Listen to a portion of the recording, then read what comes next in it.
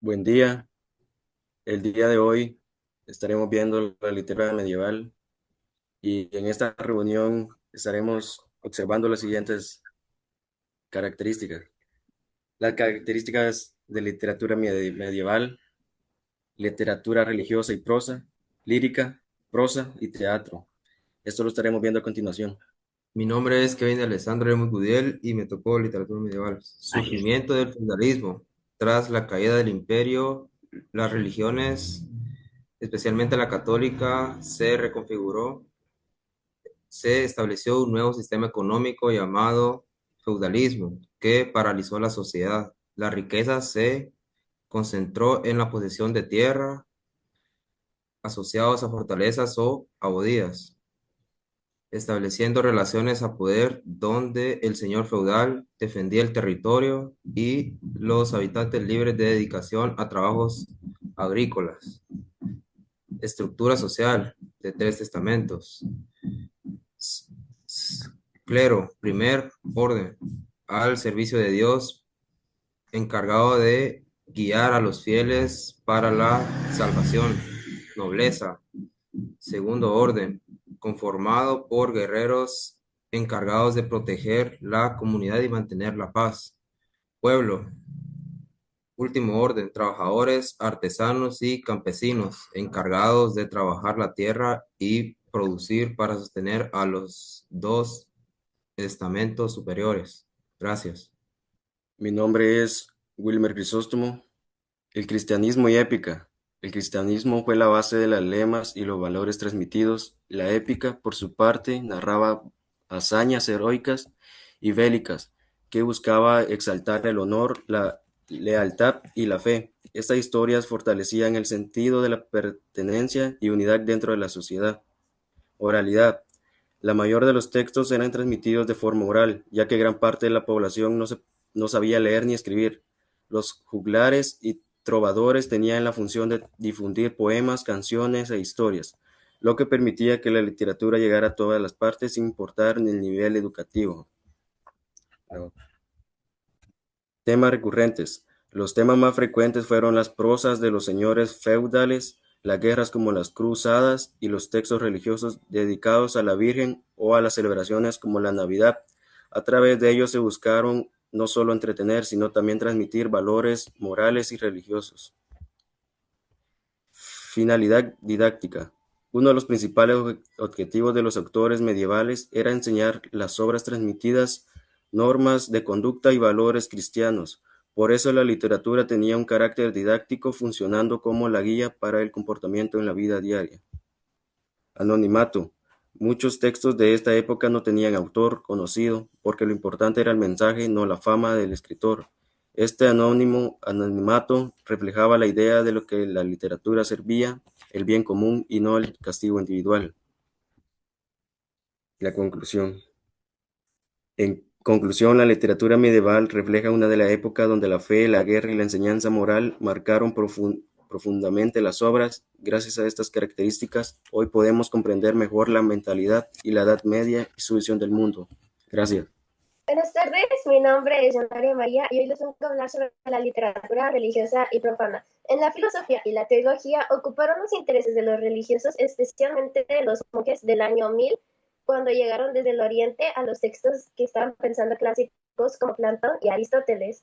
Los monjes se consideraron en articular las enseñanzas religiosas con el dogma católico en búsqueda de un doble violación. Este es el caso de los Tomás de Aquino y su estudio teológico del pensamiento aristócrata. Otro factor que podemos proyectar es la producción literaria religiosa, que fue uno de los ritmos líricos que no se había fijado definitivamente y daba la opción de proponer y, y mantener los signos como ocasiones, el honor y más que todo las oraciones a los santos. Para celebrar los factos de los calendarios líricos, ha sido uno de los géneros más populares en la época de la de la biografía de los santos. Fue la primera manifestación de la literatura medieval de carácter profano, fue oral y la voz de los juglares y más que todo las oraciones hacia los santos. Mi nombre es Kimberly Reyes y les voy a hablar sobre maestro de juglaria y maestro de clerecía. Maestro de juglaria. Es el conjunto de poesía épica y lírica difundida por los juglares durante la Edad Media. Generalmente el juglar era una persona de origen humilde que se ganaba la vida a través del canto de poemas ante el pueblo. Una de sus características principales era la jocosidad con la que cantaba los poemas. Maestro de clerecía. Entre sus principales características están su sentido religioso y moral y la métrica utilizada tetráforos, monorrimos, alejandrinos, es decir, estrofas de 4 versos de 14 sílabas con una misma rima. A este tipo de estrofa también se le llama cuaderna vía. Gracias. Mi nombre es Isabela Miguel, lírica. En el género lírico, tradicionalmente existen dos tipos de variantes relacionados con sus representantes. El juglar con la poesía popular y el trabar con la poesía culta. En la Vida Media existen dos tipos de poesía lírica. Poesía popular, transmitida oralmente por juglares, con lenguas sencillos y musicales, trataba temas cotidianos como el amor y la vida en el campo. Poesía culta, escrita por autores instruidos con métricas más cuidadas y temas más reflexivos o filosóficos. Gracias. Rafael Franco y me tocó mi lírica medieval. Las primeras formas importantes fueron las jarchas, entre el siglo X y siglo XI, pequeños versos en mozárabe que expresaban casi siempre en voz femenina la tristeza por la ausencia del amado. Se colocaban al final de los poemas árabes o hebreos, llamados muaxamas. Las cántigas de amigo, escritas en gallego o portugués por autores cultos pero con estilo popular. También representan una mujer que espera o no se lamenta por su amado, con repeticiones y ritmo musical. Más tarde, entre los siglos IV y XV, aparecieron los romances, poemas narrativos de 8 sílabas, que contaban historias de amor, guerra o aventuras. Estos se cantaban y formaban lo que se conoce como el romance viajero. Soy Héctor Curiales y le voy a hablar de la prosa. La prosa es la forma natural de hablar y escribir. En la Edad Media empezó a desarrollarse y a competir con la poesía, que era considerada la más importante. Con el tiempo, la prosa surgió de las narraciones en verso llamadas cántares de gesta. Los cántares de gesta contaban las hazañas más grandes de guerreros valientes y virtuosos. Aunque algunas historias tenían una base real, los poetas las modificaban para hacerlas legendarias y exaltar la identidad de los pueblos. Mi nombre es Sandy Ardón. Estos poemas épicos tenían héroes, se desarrollaban en ambientes de guerra y usaban un tono elevado. Generalmente eran anónimos. Entre los más conocidos están el Cantar de los Nibelungus de Alemania, la canción de Roldán de Francia y el poema del Mío Cid de España. Con el tiempo también surgió el relato enmarcado donde varias historias se encuentran dentro de una historia principal. Gracias. La prosa permitió expresar ideas de manera más clara y natural, lo que hizo posible el desarrollo de la novela, el ensayo y la narrativa moderna.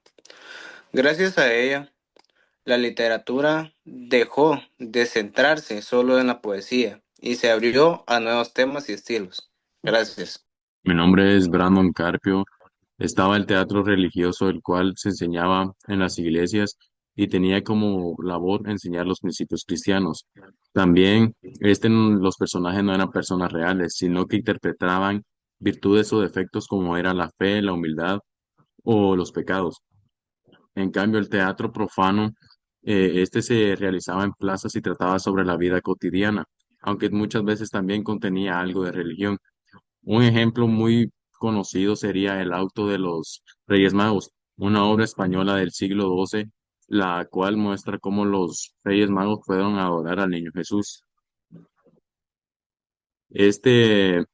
Bueno, esta forma de teatro de esa época me parece interesante porque además de entretener, eh, se, bueno, se podría decir que educaba, porque en esos tiempos la gente no podía leer y ahí les enseñaban sobre la fe y la moral sin necesidad de saber leer.